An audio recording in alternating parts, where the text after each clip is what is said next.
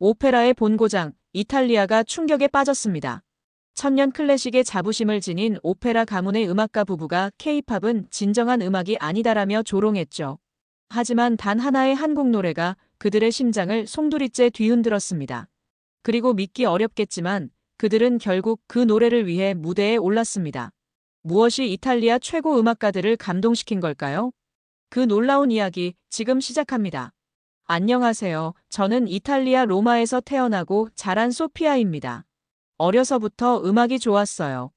그런데 저희 집은 좀 특별했습니다. 아버지 마르첼로는 클래식 작곡가셨고 어머니 안나는 오페라 가수였거든요. 어렸을 때부터 집안에는 항상 클래식 음악이 흘렀죠. 모차르트의 피아노 소나타, 푸치니의 오페라, 베토벤의 교향곡. 이런 음악들이 제 일상이었습니다. 아버지는 매일 아침 바흐의 골드베르크 변주곡을 틀어놓으셨고 어머니는 저녁 준비를 하면서 베르디의 아리아를 흥얼거리셨어요.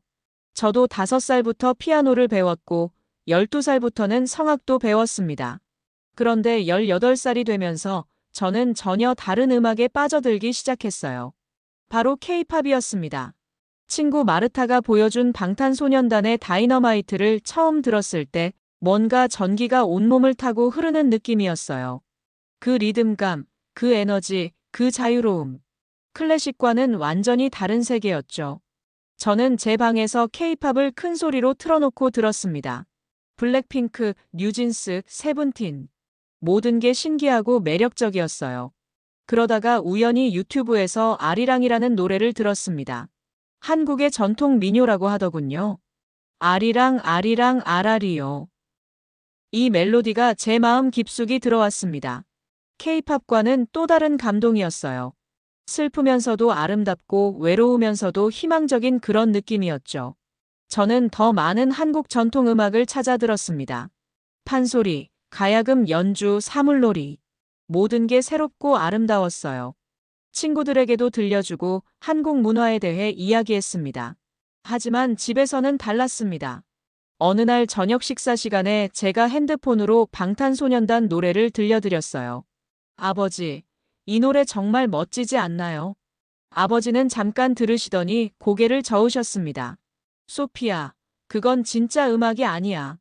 감정에만 호소하는 원시적인 소리일 뿐이다. 상업적으로 만들어진 단순한 소음이란 말이야. 그 말이 제 마음에 상처가 되었습니다. 어머니도 크게 다르지 않으셨어요.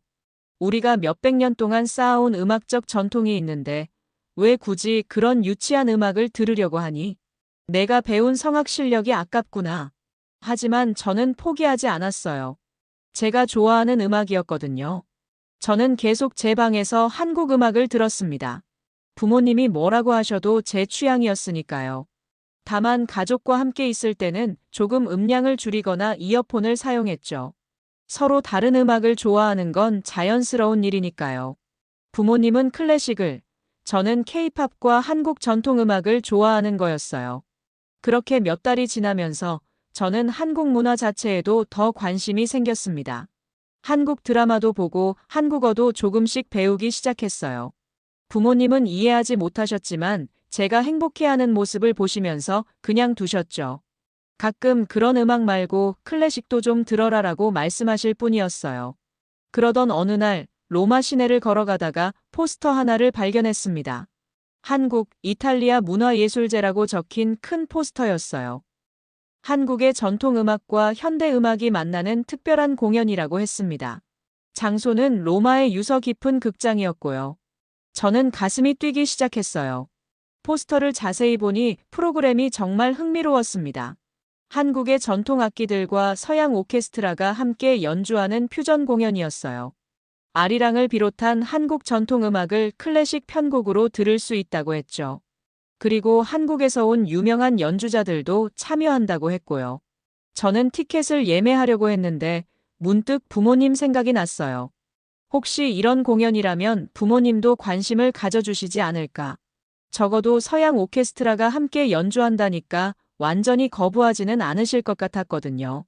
집에 돌아와서 조심스럽게 말씀드렸어요. 이번 주말에 특별한 음악회가 있는데 같이 가면 어떨까요? 한국과 이탈리아의 음악이 만나는 공연이에요. 서양 오케스트라도 함께 연주한다고 하니까 분명 흥미로울 거예요. 아버지가 어떤 공연이냐고 물으셨죠. 저는 포스터를 보여드리면서 설명했어요. 한국의 전통음악을 서양 악기로도 편곡해서 연주하는 거래요. 융합음악이라고 하나 봐요. 아버지 얼굴이 조금 굳어지긴 했지만 융합이라는 단어에는 관심을 보이시는 것 같았어요. 어머니가 중재하셨어요. 마르첼로, 딸이 그렇게 좋아하는데 한 번쯤은 들어볼 만하지 않을까. 나도 요즘 젊은 사람들이 듣는 음악이 서양 음악과 어떻게 만날 수 있는지 궁금하기도 하고, 음악학적으로도 흥미로울 것 같아. 아버지는 한참 고민하시더니 조건부로 동의하셨습니다. 좋아. 그 융합이라는 게 어떤 건지 직접 확인해 보자. 하지만 음악적으로 수준이 떨어지면 솔직하게 평가할 거야. 저는 조금 불안했지만 이번이 좋은 기회라고 생각했어요. 공연 당일 아침, 저는 설렘과 약간의 긴장이 뒤섞인 마음으로 일어났습니다. 과연 부모님이 한국 음악을 어떻게 받아들이실까? 적어도 오늘은 제가 좋아하는 음악을 부모님과 함께 들을 수 있다는 것만으로도 의미가 있다고 생각했어요. 극장에 도착했을 때 생각보다 많은 사람들이 모여 있었습니다. 이탈리아 사람들뿐만 아니라 다양한 국적의 사람들이 왔더라고요. 한국인들도 보였고 다른 유럽 국가에서 온 것 같은 관객들도 있었죠. 극장 로비에는 한국 전통 악기들이 전시되어 있었습니다. 아버지가 그 악기들을 신기하게 바라보셨어요. 생각보다 정교하게 만들어졌네. 저 현악기는 구조가 꽤 복잡해 보이는구나. 음향학적으로 어떤 원리일까? 어머니도 관심 있게 살펴보시며 음색이 어떨지 정말 궁금하다고 말씀하셨죠. 저는 조금씩 희망이 생기기 시작했어요. 좌석에 앉았을 때 저는 기대와 약간의 긴장이 섞인 마음이었습니다.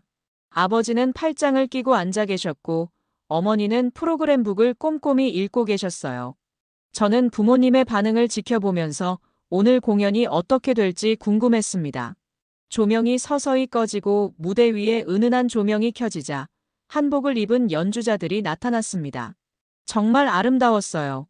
색색의 한복이 무대 조명 아래에서 환상적으로 빛났거든요. 그들 뒤로는 서양 오케스트라가 자리 잡고 있었습니다. 저는 깜짝 놀랐어요.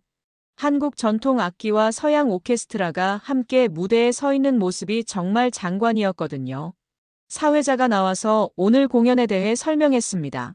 오늘 여러분께서는 동양과 서양, 전통과 현대가 만나는 특별한 무대를 보시게 될 것입니다. 한국의 천년된 선율이 유럽의 클래식과 어우러져 새로운 감동을 선사할 예정입니다. 아버지가 몸을 앞으로 기울이시는 게 보였어요. 평소에 음악을 들을 때 집중하실 때의 자세였죠. 첫 번째 곡이 시작되었습니다. 가야금의 섬세한 선율로 시작했어요. 저는 그 소리를 제대로 들어본 건 처음이었는데도 왠지 익숙한 느낌이었습니다. 마치 오래전부터 알고 있던 멜로디 같았어요. 점차 대금의 애절한 음색이 가세했고 그 다음에는 바이올린과 첼로가 함께 어우러졌어요. 놀라운 일이 벌어졌습니다. 한국의 전통 악기 소리와 서양 오케스트라가 전혀 어색하지 않게 조화를 이루는 거예요. 오히려 서로를 더욱 아름답게 만들어주는 것 같았습니다. 가야금의 섬세함이 바이올린의 우아함과 만나고 대금의 깊이가 첼로의 웅장함과 어우러졌어요. 어머니가 눈을 감고 음악에 빠져드는 것 같았습니다.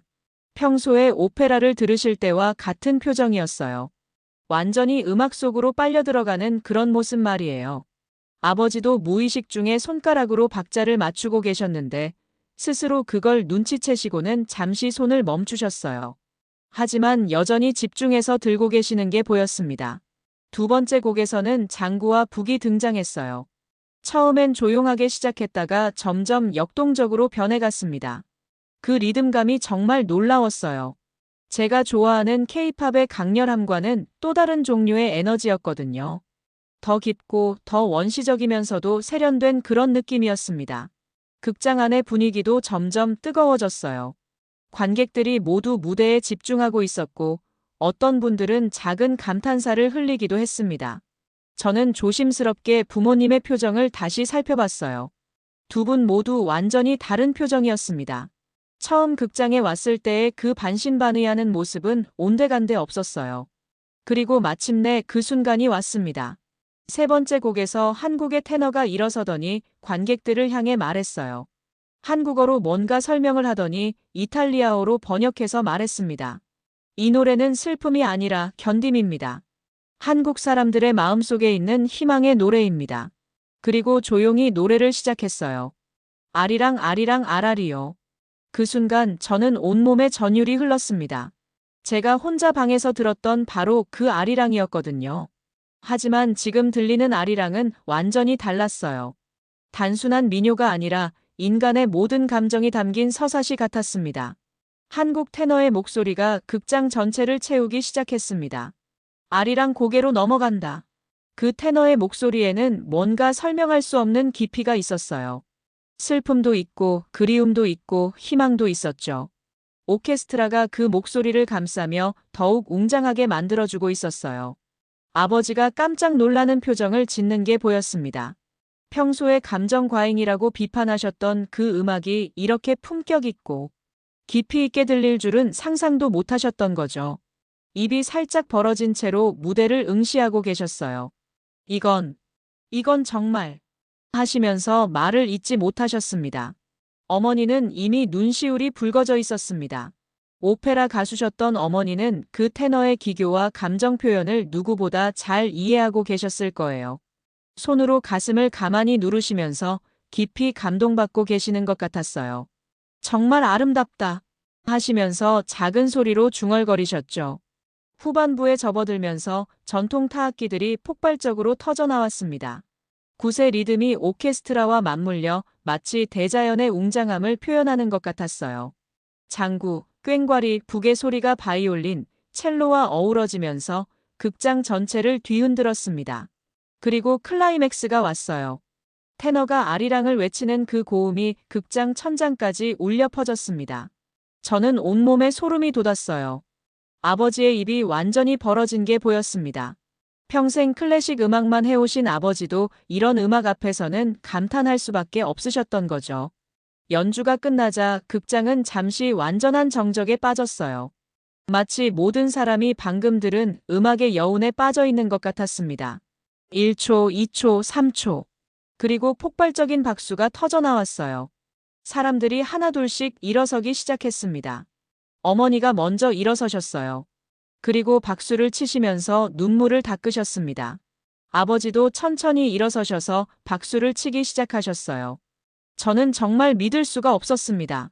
저도 일어서서 박수를 쳤습니다. 그런데 박수를 치면서 눈물이 나기 시작했어요. 소피아가 울고 있는 어머니 손을 붙잡고 말했습니다. 이게 제가 듣던 음악이에요. 어머니가 제 손을 꽉 잡으시면서 말씀하셨어요. 정말 아름답구나, 소피아야. 극장을 나와서 저희는 조용히 로마의 밤거리를 걸었습니다. 평소라면 공연이 끝나고 나서 바로 감상평을 나누곤 했는데 이번에는 모두가 침묵을 지키고 있었어요. 저는 가슴이 두근거렸습니다. 과연 아버지가 뭐라고 말씀하실까? 한참을 걸은 후에 아버지가 먼저 입을 여셨어요. 그 테너 이름이 뭐라고 했지? 저는 깜짝 놀랐습니다. 비판하시는 말씀일 줄 알았는데 연주자에 대해 궁금해하시는 거였어요. 정우라고 했던 것 같아요. 아버지가 고개를 끄덕이셨습니다. 발성이 정말 놀라웠어. 서양 성악과는 완전히 다른 기법인데도 전혀 어색하지 않았다니. 그리고 그 감정 표현. 정말 진심이 느껴졌어. 아버지가 그렇게 말씀하시는 걸 들으니 제 마음이 뭉클해졌어요. 어머니도 말씀하셨어요. 나도 처음엔 좀 이상할 줄 알았는데 듣다 보니까 정말 아름다웠어. 특히 그 아리랑이라는 노래. 멜로디가 단순한 것 같으면서도 정말 깊이가 있더라. 우리 오페라 아리아 못지않게 감동적이었어. 저는 믿을 수가 없었어요. 아버지가 계속 말씀하셨어요. 소피아야, 솔직히 말하면 아버지는 내가 듣는 음악을 제대로 평가하지 못했던 것 같아. 하지만 오늘은 달랐다. 그건 그 어떤 교향곡보다도 진실했어. 음악에 담긴 정서가 정말 깊었어. 어머니가 제 팔을 가만히 잡으시면서 말씀하셨어요. 소피아야, 내가 좋아하던 그 음악들. 다시 들려줄 수 있겠니? 이제는 편견 없이 들어볼 수 있을 것 같아. 저는 눈물이 날 것 같았어요. 드디어 제가 좋아하는 음악을 부모님과 함께 제대로 나눌 수 있게 된 거였어요. 집에 도착해서도 분위기는 계속 이어졌습니다. 저는 핸드폰을 꺼내서 방탄소년단의 봄날을 틀어드렸어요. 오늘 공연에서 들었던 아리랑과는 완전히 다른 스타일이었지만 뭔가 같은 뿌리를 가진 음악이라는 느낌이 들었어요. 아버지가 가만히 들으시더니 말씀하셨어요. 이것도 나름의 구조가 있네. 생각보다 정교하게 만들어졌어. 그리고 이 목소리에도 감정이 정말 많이 담겨 있구나. 기교적으로도 수준이 높고. 어머니도 고개를 끄덕이셨어요. 리듬이 정말 독특하다. 오늘 들었던 장구 리듬과 비슷한 면이 있는 것 같아. 그리고 이 화성. 서양 음악의 영향을 받으면서도 동양적인 선율이 살아있네. 어머니가 그렇게 분석해 주시니 저도 제가 좋아하는 음악을 새롭게 이해하게 되었어요. 그날 밤 저희는 정말 오랫동안 음악 이야기를 했습니다. 아버지는 한국 음악의 음계 구조에 대해 궁금해하셨고, 어머니는 한국 가수들의 발성법에 관심을 보이셨어요. 저는 제가 아는 K-팝 가수들과 그들의 음악에 대해 자세히 설명해 드렸습니다. 며칠 뒤 정말 놀라운 일이 벌어졌습니다. 아버지가 그 공연에 나왔던 테너 정우에게 직접 메일을 보내신 거예요. 혹시 당신이 부르셨던 아리랑의 악보를 받아볼 수 있을까요? 서양 음악과의 융합 가능성에 대해 연구해보고 싶습니다. 라고 쓰셨더라고요. 저는 정말 믿을 수가 없었습니다. 한 달 전만 해도 K-팝을 원시적인 소음이라고 하셨던 아버지가 이제는 한국 음악을 연구하고 싶어 하시다니. 일주일 후 테너 정우 씨가 아버지의 메일에 정말 답장을 보내주셨어요.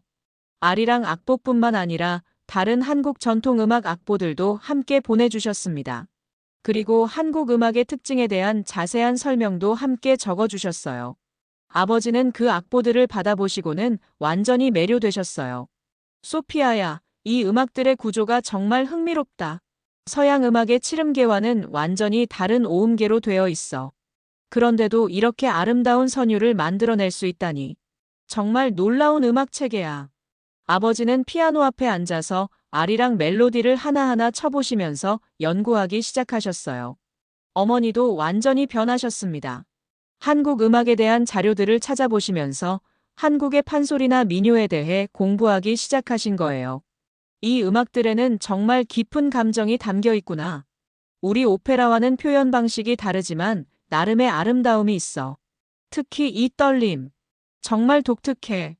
그리고 한 달 후 더욱 놀라운 일이 벌어졌습니다. 아버지가 아리랑을 기반으로 한 새로운 곡을 작곡하기 시작하신 거예요. 아리랑의 기본 멜로디에 서양의 하모니를 입히면서도 한국 음악의 정서를 살리려고 노력하셨어요. 동양과 서양이 만나는 새로운 음악을 만들어 보고 싶어. 오늘날 같은 글로벌 시대에는 이런 융합이 필요하다고 생각해. 서로 다른 문화가 만나서 더 아름다운 것을 만들어내는 거지. 아버지가 그렇게 말씀하실 때 저는 정말 자랑스러웠어요. 어머니는 한국어로 된 노래를 배우기 시작하셨어요. 발음이 어려우셨지만 정말 열심히 연습하셨죠. 언젠가는 한국 노래를 제대로 불러보고 싶어. 그 정서를 정말로 이해하려면 직접 불러봐야 할 것 같아. 이탈리아어와는 완전히 다른 언어의 음성학적 특징이 정말 흥미로워. 저는 어머니께 한국어 발음을 도와드렸어요. 처음엔 아리랑조차 어려워하셨는데 며칠 지나니까 제법 그럴듯하게 발음하시더라고요. 아버지도 피아노로 아리랑을 치면서 화성을 연구하셨어요.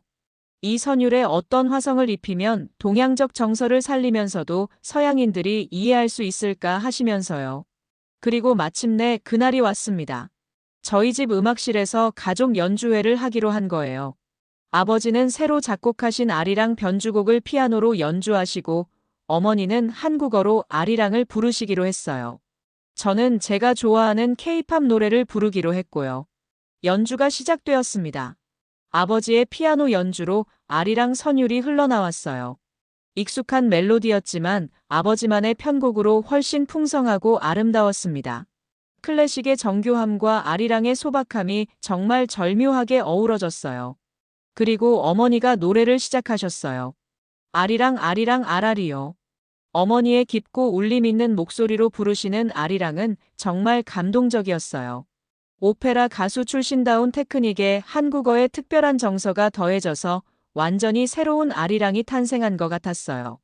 저도 제 차례가 되어서 방탄소년단의 봄날을 불렀습니다. 이번에는 부모님이 비판하지 않으셨어요. 오히려 진지하게 들어주셨죠. 노래가 끝나자 아버지가 말씀하셨어요. 이 노래도 참 아름답구나. 가사의 의미가 뭐니? 저는 봄날의 가사에 담긴 그리움과 희망에 대해 자세히 설명해 드렸어요. 그리움과 이별, 그리고 다시 만날 수 있다는 희망. 결국 아리랑과 같은 정서네. 어머니가 그렇게 말씀하시니 저도 깨달았어요. K-팝과 전통음악이 결국 같은 인간의 마음을 노래하고 있다는 걸요. 마지막으로 저희는 함께 아리랑을 불렀어요. 아버지의 피아노 반주에 맞춰서 어머니와 제가 함께 노래했습니다. 아리랑 아리랑 아라리요. 아리랑 고개로 넘어간다. 그 순간 저는 정말 특별한 걸 경험하고 있다는 걸 느꼈어요. 세 사람이 함께 부르는 아리랑 소리가 집안을 가득 채웠습니다. 이탈리아의 클래식 작곡가, 오페라 가수, 그리고 K-팝을 좋아하는 딸이 함께 한국의 민요를 부르고 있는 거였어요. 국경도 세대도 장르도 모든 경계가 사라진 그런 순간이었습니다. 그날 밤 저는 깨달았어요. 아리랑은 단순한 한국의 민요가 아니라 모든 사람의 마음에 있는 보편적인 노래라는 걸요. 그리고 진정한 음악은 국적이나 장르를 떠나서 사람과 사람을 이어주는 다리 역할을 한다는 것도요. 몇 달 후 정말 놀라운 소식이 들려왔어요. 아버지가 작곡하신 아리랑 변주곡이 로마의 한 콘서트홀에서 연주되기로 한 거예요. 한국-이탈리아 문화교류 음악회의 일환이었죠. 그리고 어머니도 그 무대에서 아리랑을 부르시기로 했어요. 공연 당일 극장은 만석이었습니다. 아버지의 피아노와 어머니의 노래로 아리랑이 울려 퍼졌을 때 관객들이 모두 일어서서 박수를 쳤어요. 저는 객석에 앉아서 무대 위의 부모님을 보면서 눈물을 흘렸습니다. 그들은 아리랑을 알지 못했지만 아리랑은 그들을 알고 있었어요. 음악이라는 공통 언어를 통해 저희 가족은 비로소 진정으로 소통할 수 있게 되었습니다. 그리고 이제 저희는 함께 새로운 음악을 만들어가고 있어요. 세대와 국경을 넘나드는 진정한 하나의 음악을요. 오늘의 사연은 여기까지입니다. 오늘 이야기가 여러분께도 작지만 깊은 울림이 되었길 바랍니다. 여러분은 언제 한국인으로서 가장 자랑스러우셨나요? 아래 댓글에 여러분의 감동 이야기를 함께 나눠주세요. 세상에 한국의 따뜻함을 더 많이 전할 수 있도록 여러분의 이야기가 필요합니다. 오늘의 사연도 좋으셨다면 구독과 좋아요, 그리고 따뜻한 댓글을 남겨주세요. 영상 제작에 많은 힘이 됩니다. 그럼 내일 더 좋은 영상으로 다시 돌아오겠습니다. 감사합니다.